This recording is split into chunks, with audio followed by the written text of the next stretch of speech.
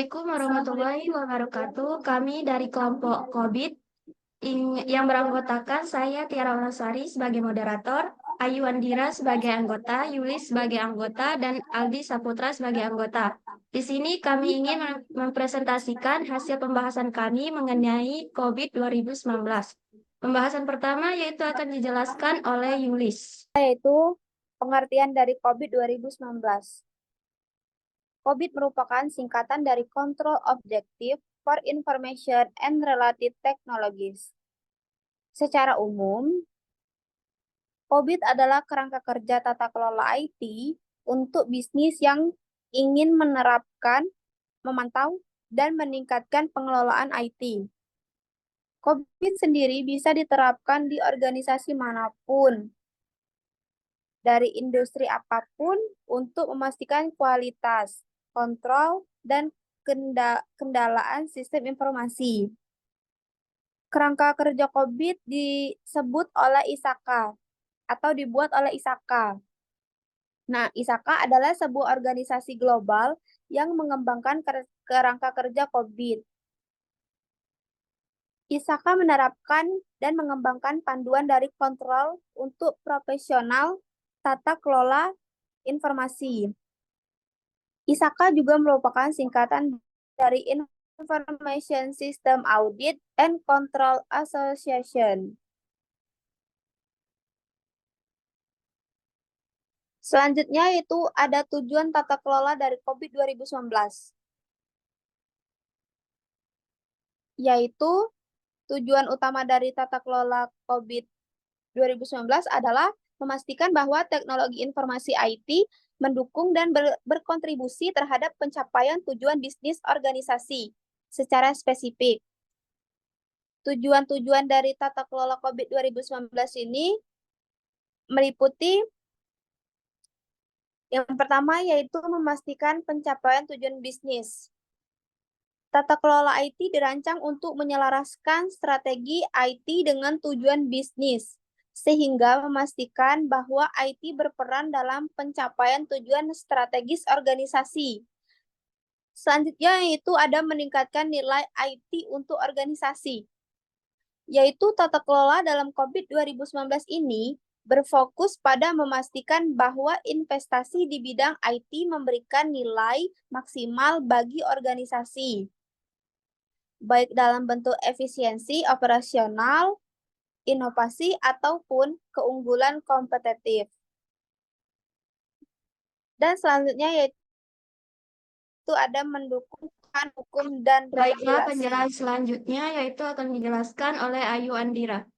Perusahaan atau organisasi, yaitu satu, benefit realization adalah proses sistematis yang memastikan bahwa manfaat yang dirancangkan dari suatu proyek, program, atau investasi benar-benar tercapai dan dimanfaatkan sesuai dengan harapan. Proses ini melibatkan identifikasi, perencanaan, pengelolaan, dan evaluasi manfaat untuk memastikan bahwa hasil yang diinginkan dapat direalisasikan dan memberikan nilai tambah bagi organisasi.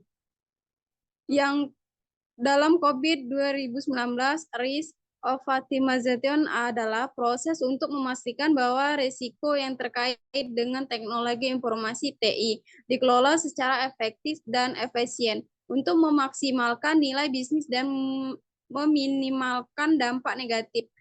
Yang keempat, dalam COVID 2019, recruit evaluation optimasi sumber daya adalah salah satu tujuan penting dalam tata kelola dan manajemen TI.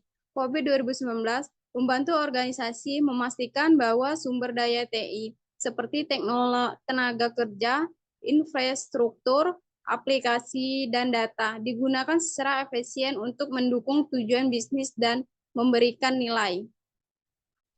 Baiklah, pembahasan selanjutnya yaitu akan dijelaskan oleh Aldi Saputra.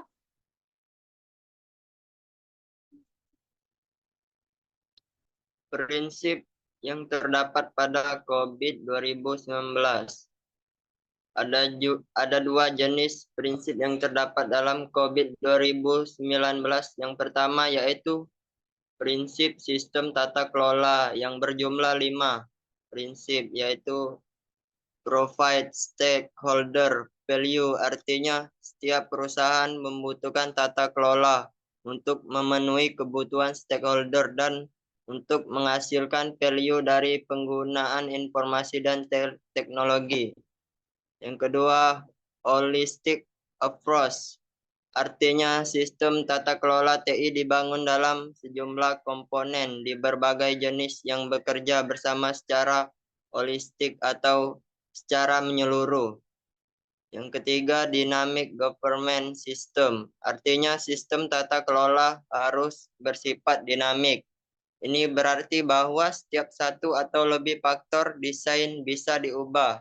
Misalnya ada perubahan strategi, maka dampak perubahan ini pada sistem tata kelola perusahaan harus dipertimbangkan. Yang keempat, governance distinct from management. Artinya sistem tata kelola harus secara jelas mampu membedakan antara tata kelola dan manajemen. Yang terakhir, end-to-end governance system.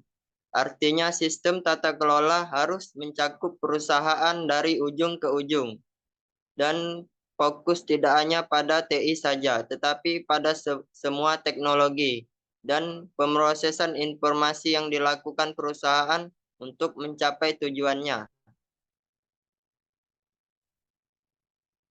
Selanjutnya, prinsip yang terdapat pada COVID 2019. Yang kedua yaitu prinsip kerangka kerja tata kelola COVID 2019 yang berjumlah 3 prinsip, yaitu 1. Based on konseptual. Model artinya kerangka kerja tata kelola harus berdasarkan pada model konseptualnya. Kedua, open and flexible. Artinya tata kerja tata kelola harus bersifat terbuka dan fleksibel sambil menjaga integritas dan konsistensi. 3. Aligned to major standar. Artinya kerangka kerja tata kelola harus selaras dengan standar framework dengan peraturan lain yang relevan. Baiklah, penjelasan selanjutnya yaitu akan dijelaskan oleh saya sendiri, Tiara Wulasari. Faktor desain COVID 2019.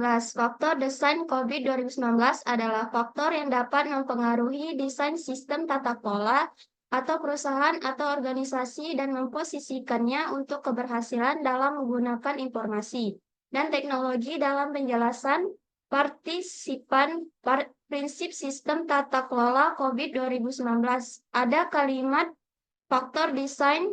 Faktor desain itu adalah faktor yang dapat mempengaruhi desain tata kelola suatu perusahaan dan memposisikannya untuk keberhasilan dalam penggunaan informasi dan teknologi. Di sini terlihat ada 11 faktor desain COVID 2019.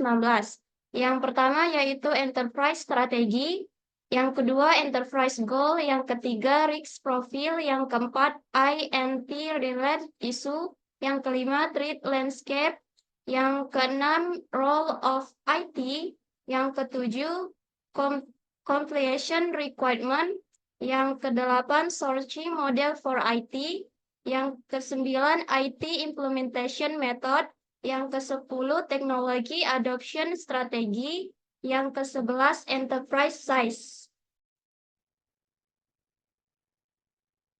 Selanjutnya yaitu bagaimana COVID 2019 membantu perusahaan secara umum. Ada beberapa manfaat atau keuntungan dari menggunakan COVID 2019 ini pada perusahaan atau organisasi, yaitu yang pertama meningkatkan daya saing perusahaan, yang kedua meningkatkan efektivitas biaya dalam penggunaan informasi, yang ketiga meningkatkan kemampuan perusahaan dalam mengikuti perkembangan terbaru dalam manajemen dan tata kelola teknologi informasi. Yang keempat yaitu mengurangi risiko keamanan teknologi informasi. Yang kelima meningkatkan IT governance pada perusahaan. Yang keenam yaitu meningkatkan tata kelola teknologi informasi. Baiklah, itulah penjelasan dari kelompok kami mengenai COVID 2019. Kami akhiri, wabillahi taufiq walhidayah. Wassalamualaikum warahmatullahi wabarakatuh.